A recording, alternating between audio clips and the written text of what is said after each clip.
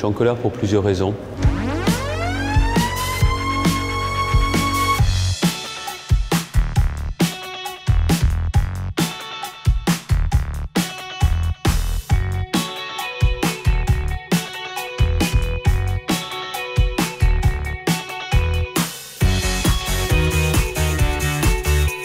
Le président de la République nous a dit qu'il soutenait la candidature de Lille. Il l'a dit une semaine avant seulement, avant le vote.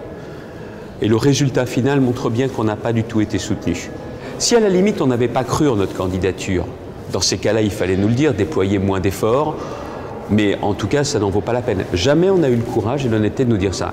Donc encore une fois, je suis content pour Amsterdam, c'est une vraie bonne candidature avec des vrais atouts, mais j'ai ce sentiment amer qu'on nous a laissé travailler de notre côté, mais qu'au final, au niveau européen, là où nous n'étions pas nous capables de jouer le rôle qu'on attendait, parce que c'est le gouvernement, c'est le président de la République qui doivent le faire. Nous, en quelque sorte, on a gagné la Coupe de France, et comme on a gagné la Coupe de France, on était qualifiés pour la Coupe d'Europe. Mais en Coupe d'Europe, c'est pas nous qui jouons. C'est ni Martine Aubry, ni moi, ni Damien Castella. C'était le président de la République. Et il n'a pas voulu mouiller le maillot. Et ça, je lui en veux, parce qu'il aurait pu nous le dire, il aurait dû nous le dire, ce qui montre bien qu'il y a un vrai problème de confiance.